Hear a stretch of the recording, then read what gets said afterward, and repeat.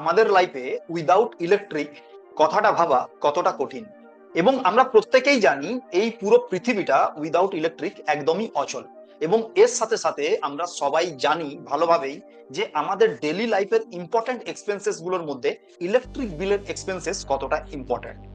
চলুন আজকে আমরা এই ভিডিওতে আমরা বলবো যে কিভাবে আপনি আপনার বাড়ির ইলেকট্রিক যে বিল, এই বিলটাকে ম্যানেজ করতে পারবেন বা পুরো লাইফ ভর এটাকে ফ্রি করতে পারবেন একটা প্ল্যানিং এর মাধ্যমে। তো আজ আমরা ওই প্ল্যানিংটা নিয়ে ডিসকাস করবো ভিডিওতে, যে আপনি কিভাবে আপনার বাড়ির ইলেকট্রিক বিল ফ্রি বা ম্যানেজ করতে পারবেন। ধরি আপনার বাড়ির ইলেকট্রিক বিলের এক্সপেন্সেস প্রত্যেক মাসে 3,000 টাকা করে খরচ হয়, ঠিক আছে? তাহলে বছরে কত লাগছে? 36,000 টাকা। What is the best way to save মানি, মানে আমরা এই 3,000 টাকার যে প্ল্যানিংটা করছি, 3,000 টাকাটাকে কিভাবে আমরা সেভ করতে পারি, এবং এর মধ্যে একটা বেস্ট প্ল্যানিং কি হতে পারে। দেখুন, ইলেকট্রিকের যদি রিপ্লেসমেন্ট আমরা যদি কিছু ভাবি, তাহলে সোলার প্যানেল। আজকের ডেটে সোলার প্যানেল খুবই পপুলার এবং খুবই চলছে, এবং প্রত্যেকটা বাড়িতেই প্রায় এটা বেস্ট অপশন ভাবছে যে ইলেকট্রিকের রিপ্লেসমেন্টে। ঠিক আছে, এটা জায়গা ঠিক। আমি এর অ্যাডভান্টেজ এবং ডিসঅ্যাডভান্টেজ এই ভিডিওতে আমি অবশ্যই আপনাদেরকে শেয়ার করব। এবং আরেকটা ওয়ে কি আছে, একটা হচ্ছে সোলার প্যানেল, আরেকটা ওয়ে হলো SWP, সিস্টেমেটিক উইথড্রল প্ল্যান। এটা কি সিস্টেমেটিক উইথড্রল প্ল্যান?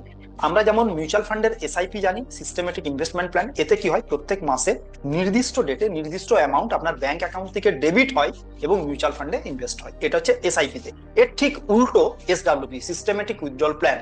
আপনি একটা লামসাম অ্যামাউন্ট মিউচুয়াল ফান্ডে ইনভেস্টেড রয়েছে এবং প্রত্যেক মাসে নির্দিষ্ট ডেটে নির্দিষ্ট অ্যামাউন্ট আপনার অ্যাকাউন্টে ক্রেডিট হবে।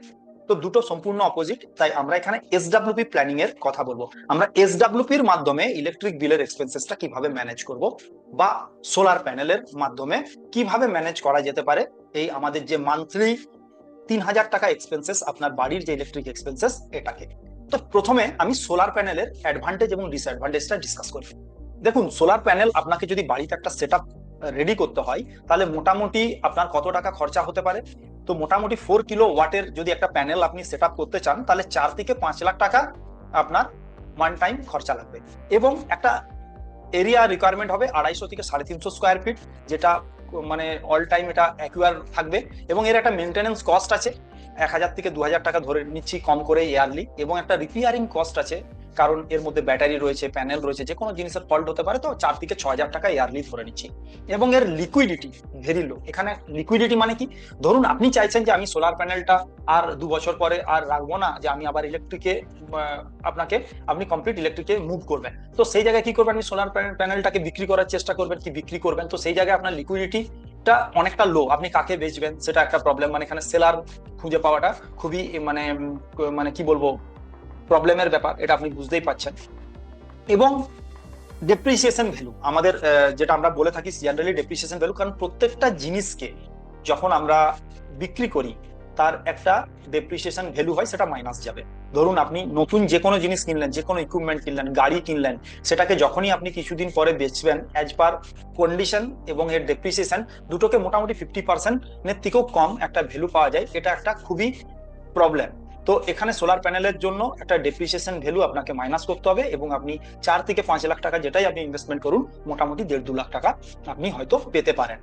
এবং আরেকটা সব দিকের ডিসঅ্যাডভান্টেজ আমি বলি, ধরুন আপনার যে মান্থলি 3,000 টাকা খরচা হচ্ছে, ওটা একটা বাড়ি থেকে নাও হতে পারে, হতে পারে আপনার 3 জায়গা থেকে হাজার হাজার করে 3,000 টাকা ইলেকট্রিক বিলের জন্য আপনাকে এক্সপেন্সেসটা করতে হয়। তাহলে আপনি যদি সোলার প্যানেলটা যদি সেট আপ করেন, তাহলে যে কোনো একটা জায়গায় আপনি সেট আপ করতে পারেন। আবার অবশ্য ওটা আপনার নিজস্ব বাড়ি হতে হবে।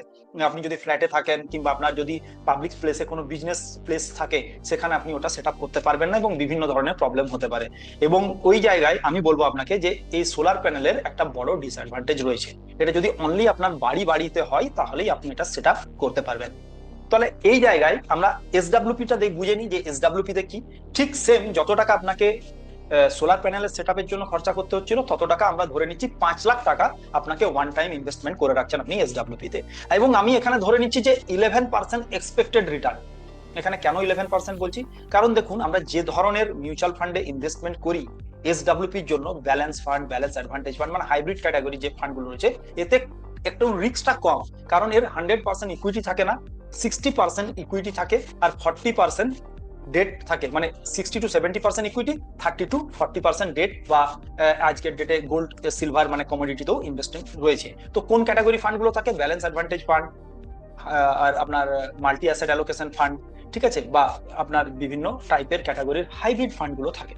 তো এখানে রিটার্ন জেনারেলি 10-12% আমরা ধরি। আমি আপনাকে একটা স্টেটমেন্ট দেখাবো এই ভিডিও শেষে, স্টেটমেন্ট দেখলে বুঝতে পারবেন যে কি ধরনের রিটার্ন আপনারা এসডব্লিউপি তে মানে এই হাইব্রিড ক্যাটাগরি ফান্ডে অলরেডি পাচ্ছেন। আমি আপনাদেরকে একটা লাইভ স্টেটমেন্ট শেয়ার করব। এবং এটা কত দিনের জন্য এসডব্লিউপিটা করবো? আমি ধরে নিচ্ছি 5 বছরের জন্য, ঠিক আছে। তাহলে উইথড্রল অ্যামাউন্ট আমার পার মান্থ হচ্ছে কত? 3000, কারণ 3000 টাকা আমার ইলেকট্রিক বিল। এবং টোটাল উইথড্রল করছি আমি 5 বছরে, মানে বছরে 36,000, 5 বছরে আমরা কত করছি? 1,80,000 টাকা আমি অলরেডি 5 লাখ টাকা ইনভেস্টমেন্ট করে উইথড্র করে নিচ্ছি। এবং আফটার 5 ইয়ার্স আমার 5 লাখ টাকাটার ভ্যালু হচ্ছে 6,23,000 টাকা, 11% রিটার্ন অনুযায়ী।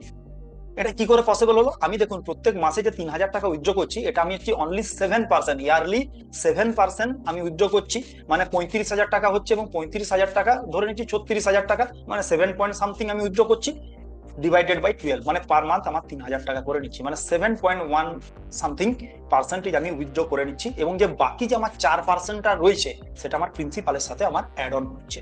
সেই জন্য আমার 6,23,000 টাকা ভ্যালু দাঁড়াচ্ছে আফটার 5 ইয়ার্স পরে।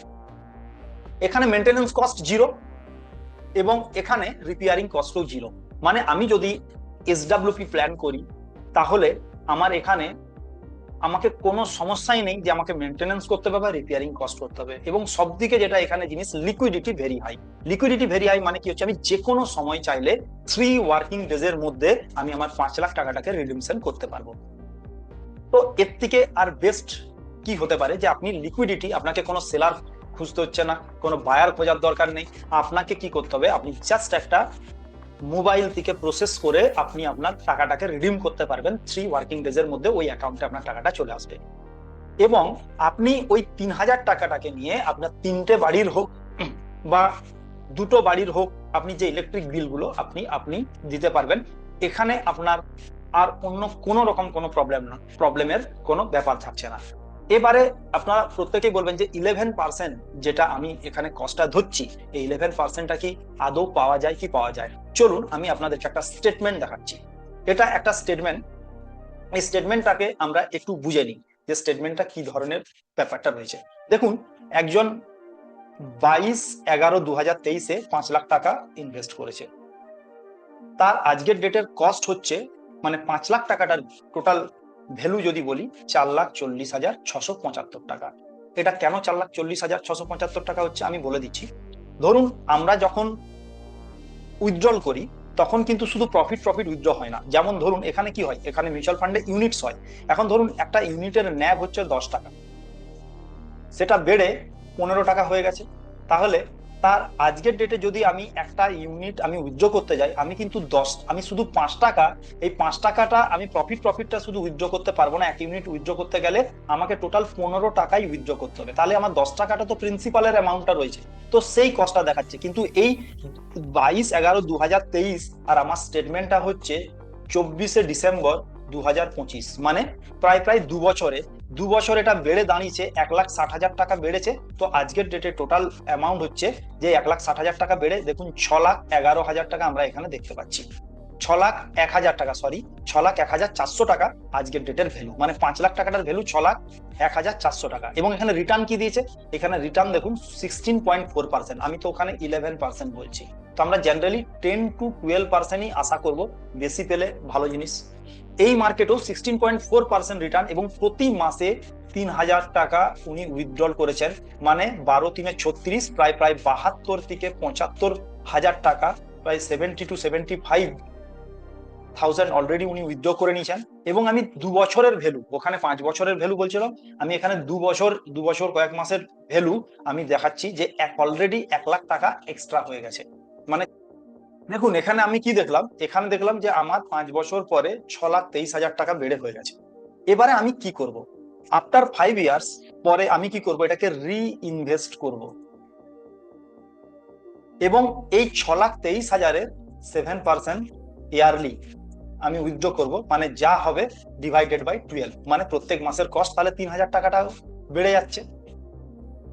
কারণ কি, আমাকে তো ইনফ্লেশন বিট করতে 5 বছর পরে আমার ইলেকট্রিকের কনজাম্পশন বাড়বে, ইলেকট্রিক ইউনিট বাড়বে অ্যাজ পার ইনফ্লেশন। তো আমার এখানে কিন্তু কস্টটাও, আমার এখানে এক্সপেন্সেসটাও আমি বাড়াতে পারছি, এবং আমার এই 5 লাখ টাকাটা বেড়ে বেড়ে 6,23,000, মানে আমার প্রিন্সিপাল অ্যামাউন্টটাও আমার সাথে সাথে বাড়ছে। এবং এইভাবে যদি আমি 5 বছর ছাড়া ছাড়া রিইনভেস্ট করে রিস্ট্রাকচার করি আমার এসডব্লিউপি প্ল্যানটাকে, তাহলে আমি একটা ভালো রিটার্ন জেনারেট করতে পারবো, এবং আমরা একটা ভালো, এইখান থেকে একটা ভালোভাবে আমরা প্ল্যানিং করতে পারবো যে যে কস্ট আমাদের এক্সপেন্সেসটা হচ্ছে সেটাকে ম্যানেজ করতে। এইভাবে আমরা আমাদের বিভিন্ন ছোট বড় এক্সপেন্সেসকে আমরা মিউচুয়াল ফান্ডের এসডব্লিউপির মাধ্যমে আমরা ম্যানেজ করতে পারি। যেমন ধরুন আপনার বাচ্চার স্কুল ফিস বা টিউশন ফিস বা আপনার গাড়ির পেট্রোলের খরচ, এরকম ছোট ছোট এক্সপেন্সেসকে আমরা ম্যানেজ করতে পারি। এবং আপনার ছোট বা বড় যাই এক্সপেন্সেস হোক, আপনি অবশ্যই স্ক্রিনে দেওয়া নাম্বারে আমাদের সাথে কন্ট্যাক্ট করতে পারেন যে কিভাবে মিউচুয়াল ফান্ডের এসডব্লিউপির মাধ্যমে আপনি ওই এক্সপেন্সেস গুলোকে ম্যানেজ করতে পারেন, এবং আপনার জন্য কোন কোন ফান্ডে আপনি এসডব্লিউপি প্ল্যান শুরু করতে পারেন এবং কোন কোন প্ল্যান আপনার জন্য বেস্ট, অবশ্যই আপনি এই নাম্বারে, স্ক্রিনে দেওয়া নাম্বারে কন্ট্যাক্ট করে আপনি জানতে পারেন। ভিডিওটা ভালো লাগলে অবশ্যই কমেন্টসে জানান। Thank you. জয় হিন্দ, জয় ভারত।